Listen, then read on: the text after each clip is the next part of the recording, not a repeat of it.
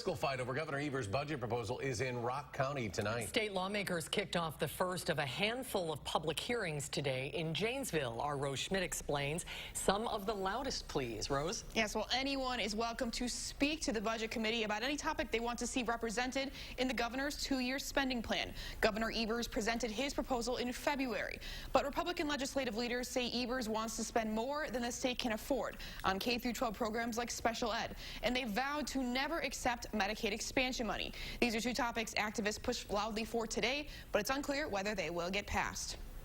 I'd just like to remind everybody to speak directly into the mic. It's a sea of red and green and an ocean of issues. We can shrink the prison population. Starting with corrections from Tom Gilbert, whose adopted son is in solitary confinement. I'm here today to voice opposition to the governor's request for $25 million to expand our prison system.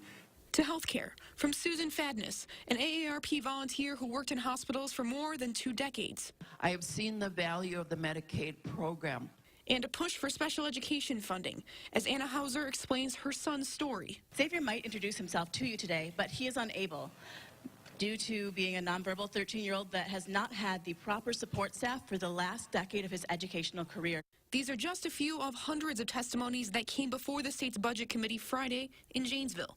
But some of the proposals behind them face an uncertain future from the Republicans in charge. Wisconsin has never been in better shape.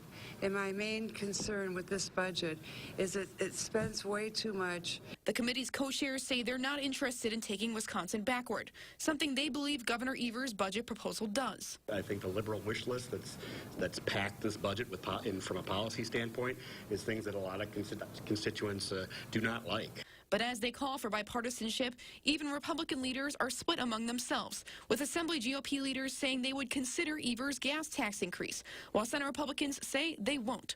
Can everybody hear in the back? But they say they're willing to listen to each story nonetheless.